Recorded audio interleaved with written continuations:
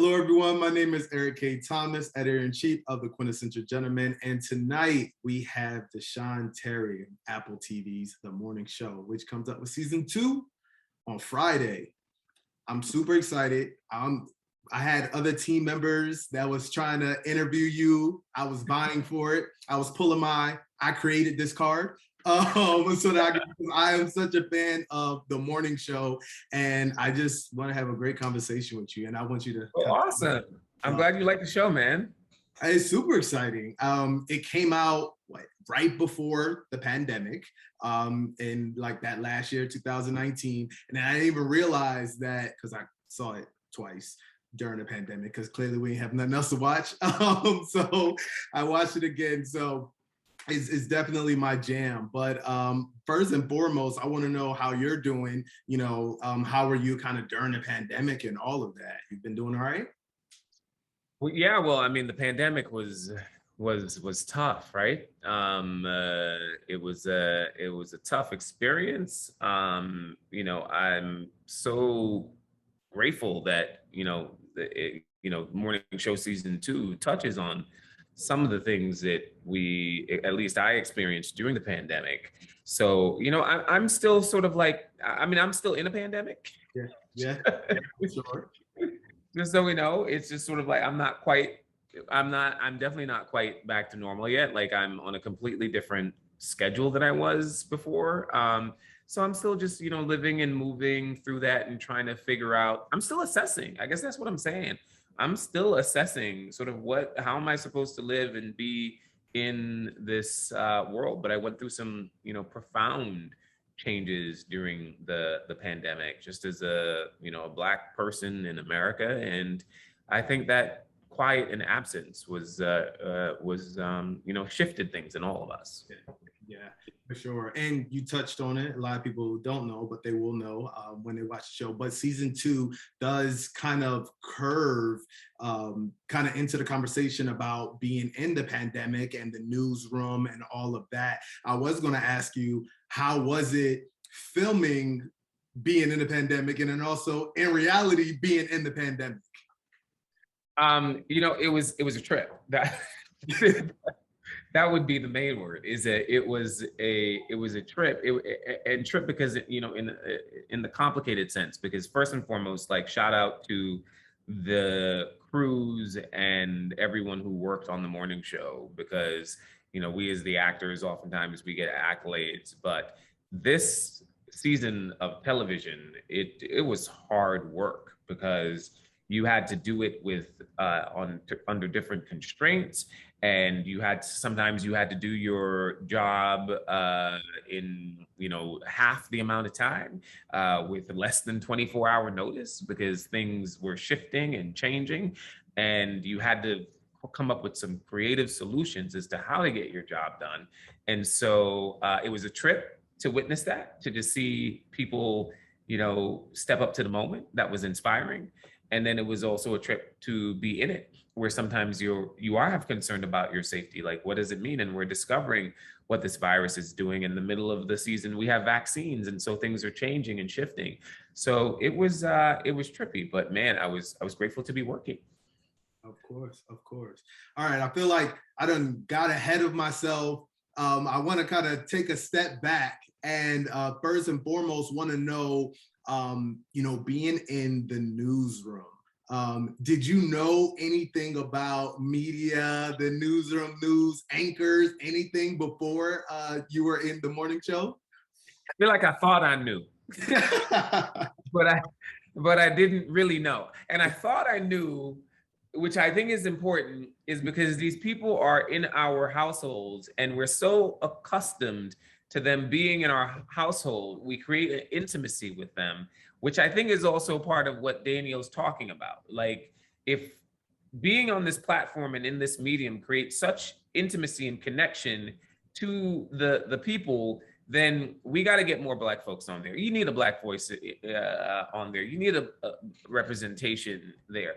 And so I thought I knew, but I've learned so much more because I was so familiar with it. But man, it's different and it's harder than I would have thought. Yeah. Yeah. So talking about Daniel, character you play, in the first season, we see him, be overlooked, definitely was trying to, progress, be promoted and all of that to, anchor and move up, but, ultimately didn't happen. Do you think that's how it is in real media companies, real newsrooms as a Black man, just kind of in that space? Yes. Easy, easy. Yeah, 100%. And I think that's what it is for in probably most industries in this country. We really have to, continue to there's just a system that has been set up, and oftentimes we default to whiteness, and it all needs to be examined. And so that's part of the conversation that I'm excited about with Daniel, because I know, because right now, I mean, I go turn on the television to watch the news anchors.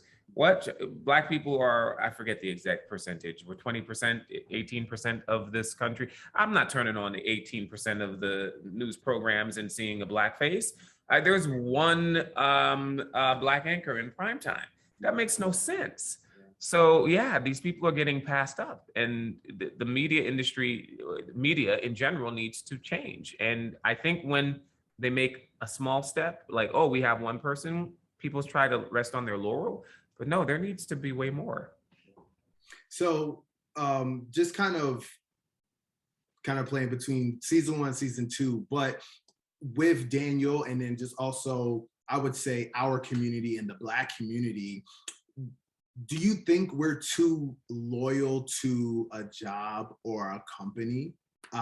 More than, I won't even say more than our counterparts, but just in general. I don't know if it's in general, but let's speak specifically about Daniel, because the question was, or people have asked me, like, should he had left at the end of the first season? And I would say that Desean, I would have been out. I would have been gone. Right. Just because I've been in those situations, and I historically have made the choice. It's so difficult sometimes because, workplace is like a home. And I feel Daniel did feel a sense of loyalty. He said something like, something about the devil I know, or I don't remember the exact line, but there was a comfortability there. And he just really saw himself in that anchor chair. And maybe hopefully, I don't know what's coming in the future seasons, that will pan out for him in some shape or form. But yes, I think in order for people to appreciate your value, sometimes you need to step away, for all of us. And we need to live out on faith and live into the uncomfortability a bit more. So, yeah. I agree. I think I have this conversation with, friends all the time about the idea that Black people, not everybody, but a lot of us feel like we may not get another job. It's so much harder for us to get a job. So you're loyal, you do everything, you got to work 20 times as harder, normally less pay, to stay in these positions because you don't know when you're going to eat. Whereas sometimes your counterparts, yeah, I'll just get a new job. Yeah, it's okay. I'll just get another one. But our mentality is not like that. But even as younger demographic, millennials, you're hireable. You have the qualifications. You could get another job. But I think also, our mentality, our parents' mentality, you don't mess up your work. You got to make sure you have an income. You want to make sure, people stay at jobs 20 years, 30 years, kind of changing now. Millennials are breaking all of those rules. But for the most part, that's kind of the idea. Yeah, no, I agree with you. And also I feel like just, we come from not to get like too, a little bit, nerdy or get on some sort of soapbox about it. But, if you really look at it, where we come from, we're not too far removed from a generation where we were in America, we were invested in these individual workspaces. And at the end of it, you get this pension and retirement. And so I think that really lives in our culture, not just even Black people, but I think it's just an American sensibility. But we have to keep in mind that they took away the pensions. that's gone. So that there's not we don't have the incentive for that loyalty that we used to have. And I think we maybe just a little bit, slower to respond to it because we kind of think that it's there, but it's not there anymore. Because I think that's part of something in the American culture that fielded that loyalty. Awesome. So talking about the show specifically, it got a lot of attention. It was a hit show. And, for me, I was a fan, and I was a fan because I was kind of deriving things from, it being loosely based off of, events and things like that. And it seems like those type of shows do well, because we can kind of pick apart certain things like, oh, did that really happen? Or, we can kind of see it happening. But I'll ask you kind of, why do you think the interest is so much there for these type of shows that kind of, you don't know if it's fiction or kind of holding on real close to reality? Yeah, here's why I like the show. And I think why I would watch the morning show, even if I wasn't on it. I'm personally attracted to the fantasy element of the morning show. It's a glossy world. I like that. But I think the sort of like the secret ingredient that sort of I think makes it like can't stop watching TV is just how much of it is grounded on that little bit of reality, right? Or that lot of reality, that these are things that are happening. These are things that we're talking about. These are, events that just so happen to, resemble this thing that may have happened to this other person. And I think it makes it so much fun because I think from episode to episode, our episodes can look so drastically different, right? And I think we see this in the first season and we see it in the second season. And so it just feels more like a ride. And I like going in and out of those spaces. And so I think that mix of reality that you're talking about is important. But I think part of it that makes it just really land is that we also go to all these fantasy places. So it's tough to stop watching, I think. So what are you most excited for people to, I won't say kind of see, but what you want people to get from this season, specifically with Daniel?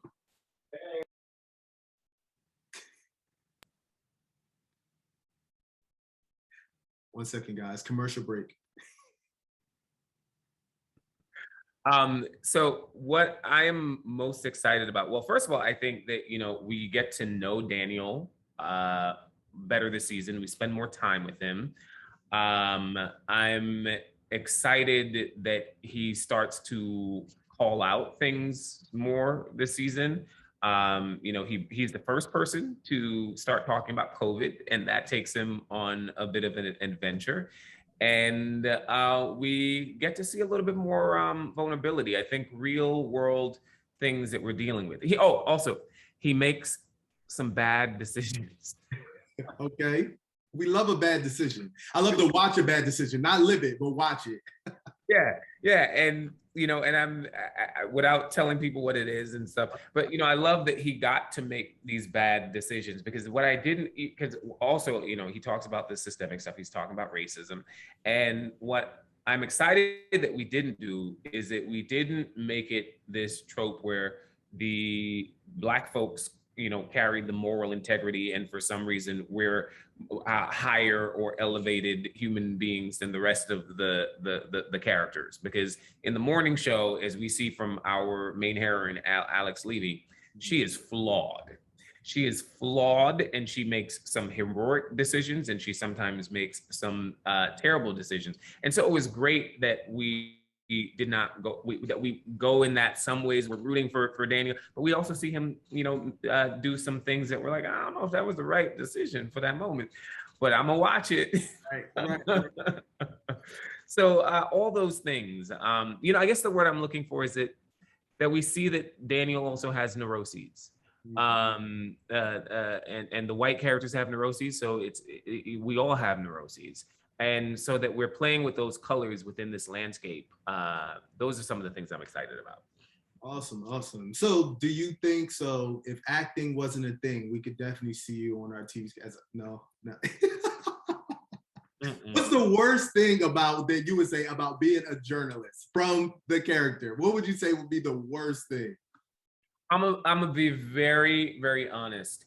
I think it's hard. I think it's hard, you know, like I am not a person that I really have to channel to like give the fake smile and the yeah, like that's hard for me. I'm just not a person that I do that. Right. And so you guys have to be so good at that and so effortless at it. So I really have to work to get myself in that space, and I have to use my own acting things in order to try and get there. And so it's just not a space that a format that I want to you know, share myself, because it just doesn't fully feel authentic for me.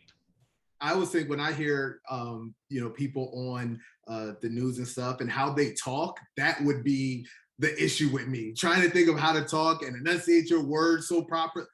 I would be out from there. You see how I can be jovial with you right now? They wouldn't even allow me to be on the TV screen like that. But awesome. But I definitely want to dive into some of the things that you're doing outside of, you know, your acting and the morning show. Can you tell me a little bit about the Collaborative Artists blog? Yeah, so Collaborative Artist Block is a theater company that I started in 2018.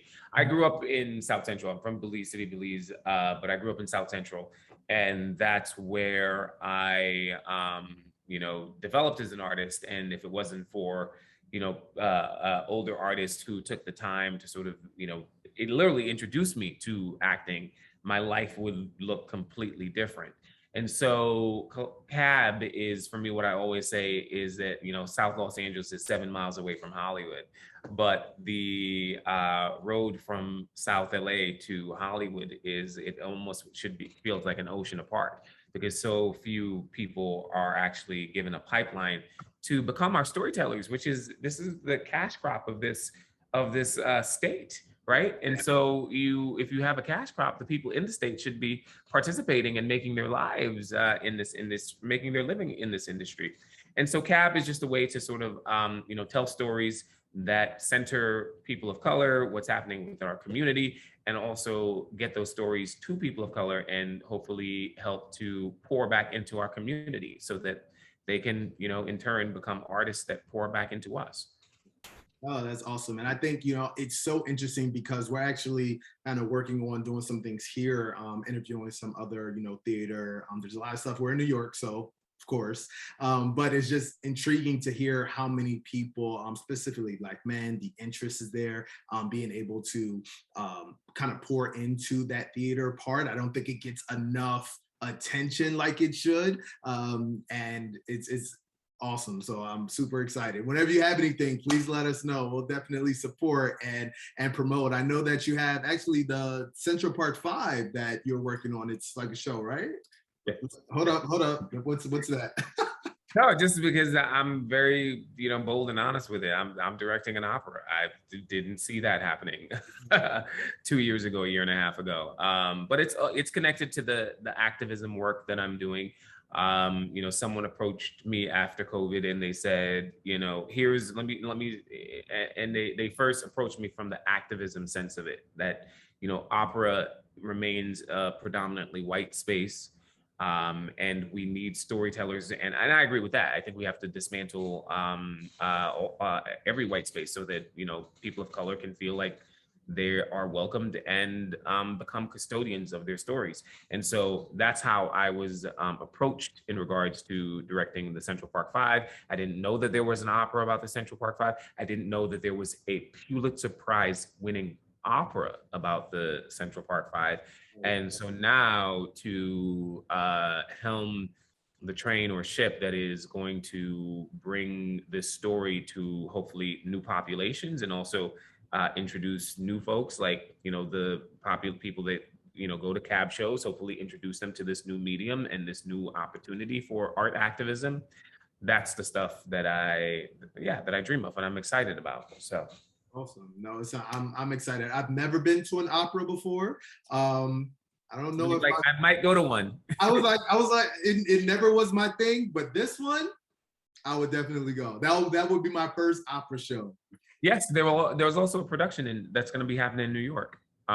This, yeah, I mean, just Anthony Davis, the composer. He's, you know, you'll hear some very sounds in the opera that you're used to, right? There's a little bit of funk in it. I think there is a hip hop influence in it. It's not a hip hop opera though. It is an opera, but he's just so varied in terms of what is America, what is the American sound, that he incorporated all those things. He didn't close the door on things. And I think that's why some of the reasons it won the Pulitzer. And then also hearing, you know, this story told this way will be interesting as well. You see that I like the real life type of, you know, content where you can be able to kind of put things together and understand what's going on in that. I'm definitely interested in that for sure. Well, cool. Well, if I don't see you at mine, I should see you. You should make it to one of the other productions because it's hopefully going to be done more. Let me know. Yeah, let me know, and I'll definitely be there. And my last question, don't want to take you too long. My last question is, what else can we look forward to from Mr. Desean Terry? You know, right now I'm so busy. I'm first trying to make it through the second season of the morning show. And I have a couple other things that I'm working on, some things I can't quite talk about as of yet. But, you know, people can always, you know, follow, I'm not going to do a handout, but, you know, on Instagram or whatever to find out the things I'm up to or with the theater company. Because honestly, I live a very varied life as a storyteller. Sometimes I'm doing theater stuff, sometimes I'm doing television stuff.